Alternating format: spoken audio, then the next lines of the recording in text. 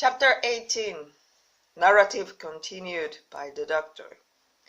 End of the first day's fighting. We made our best speed across the strip of wood and now divided us from the stockade, and at every step we took the voices of the buccaneers rang nearer. Soon we could hear the footfalls as they ran and the cracking of the branches as they breasted across a bit of thicket. I began to see we should have brushed for it in nearest and looked to priming. "Captain," said I, "Trelawney is dead shot. Give him your gun, his own is useless." They exchanged guns, and Trelawney, silent and cool as he had been since the beginning of the bustle, hung a moment on his heel to see that all was fit for service. At the same time observing Gray to be unarmed, I handed him my cutlass. It did all our hearts good to see him spit in his hand, knit his brows, and make a blade sing through the air. It was plain from every line of his body that our new hand was worth his halt. 40 paces farther, we came to the edge of the wood and saw the stockade in front of us. We struck the enclosure about the middle of the south side, and almost at the same time 7 mutineers, Job Anderson and the boatswain at their head, appeared in full cry at the southwestern corner. They paused, as if taken back, and before they covered not only the squire and I, but Hunter and Joyce from the blockhouse, had time to fire.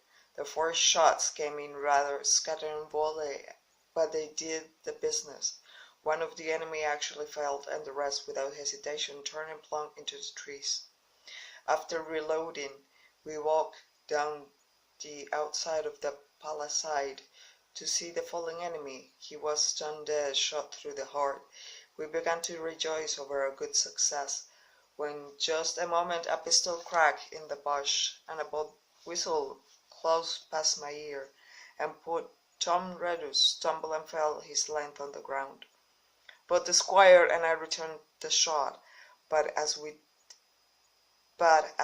had nothing to aim at, it was probable we only wasted powder. Then we reloaded and turned our attention to poor Tom. The captain and Gray were already examining him, and I saw with half an eye that all was over. I believe the readiness of our return volley had scattered the mutineers once more, for we were suffered without further molestation to get the poor old gamekeeper hoisted over the stockade and carried groaning and bleeding into the log-house.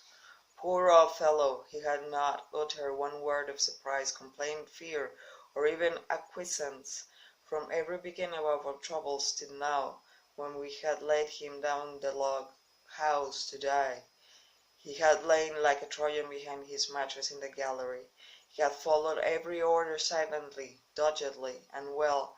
He was the oldest of our party by a score of years, and now, sullen, old, serviceable servant, it was he that was to die. The squire dropped down beside him on his knees and kissed his hand, crying like a child. "Be I going, doctor?" "Yes, Tom, my man," said I, "you are going home."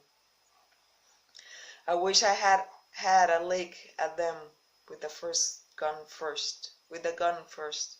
I wish I had had a lick at them with that gun first, he replied. "Tom," said the squire, "say you forgive me, won't you?" "Would that be respectful like from me to you, squire?" was the answer. "Howsoever, so be it." And then murió.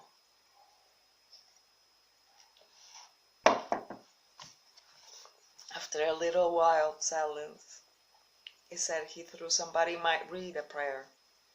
"It's the custom, sir," he added apologetically, and not long after, without another word, he passed away.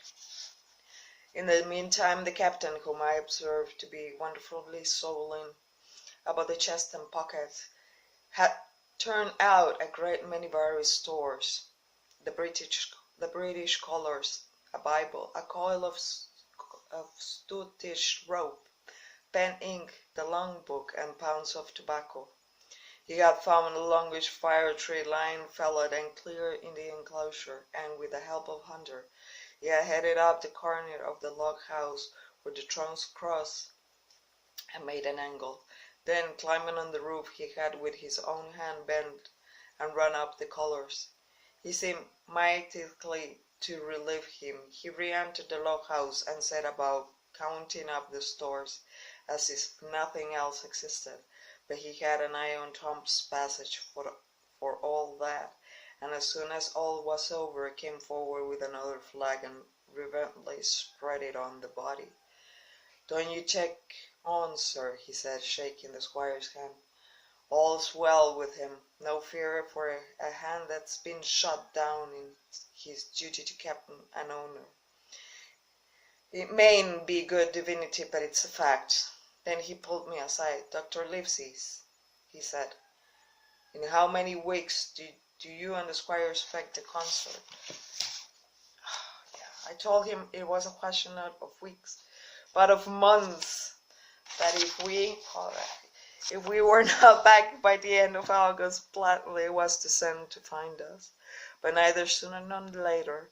"You can calculate for yourself," I said. "Why, yes," returned the captain, scratching his head, "and making a large allowance, sir, for all the gifts of Providence. I should say we were pretty close-hauled." "How do you mean?" I asked. It was a pity, sir, we lost the second load. "That's what I mean," replied the captain. "As for the powder and shot, we'll do, but the rations are short, very short, so short, Dr. Livesey, that we are perhaps as well without that extra month." And he pointed to the dead body under the flag. Just then, with a roar and whistle, a round shot passed high above the roof of the log house and plunged far beyond us in the wood. "Oh," said the captain, "blaze away! You've little enough powder already, my lads." At the second trial the aim was better, and the ball descended behind the stockade, scattering a cloud of sand, but doing no further damage. "Captain," said the squire, "the house is quite invisible from the ship. It must be the flag they are aiming at. Would it not be wiser to take it in?" "Strike my colours," cried the captain. "No, sir, not I." And as soon as he said the words, I think we all agreed with him, for it was not only a piece of stout, seemingly good feeling, it was good policy besides, and showed our enemies that we despised their cannonade. All through the evening they kept thundering away. Ball after ball flew over or fell short, or kicked up the sand in the enclosure, but they had to fire so high that the shot fell dead and buried itself in the soft sand. We had no ricochet to fear, and through one poked in through the roof of the log house and out it again through the floor. We soon got used to a sort of horseplay, and minded it no more than cricket.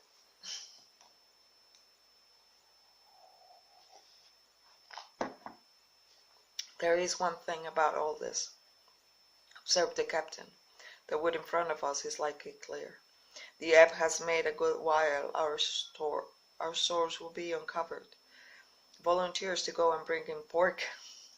Gray and Hunter were the first to come forward, well armed. They stole out of the stockade, but it proved a useless mission.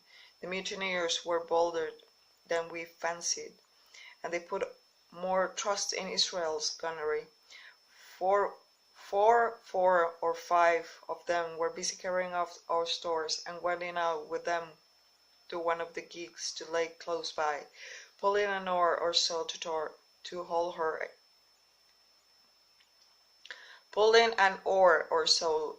her steady against the current. Silver was in stern sheets in command, and every man of them was now provided with a musket from some secret magazine of their own. The captain sat down to his log, and here in the beginning of the entry, Alexander Smollett, master; David Livesey, ship's doctor; Abraham Gray, Captain's carpenter's mate. John Trelawney, owner. John Hunter and Richard Joyce, owner's servants, landsmen. Being all that is left faithful of the ship's company, with stores of 10 days as short rations, came ashore this day, and flew British colours on the log house in Treasure Island.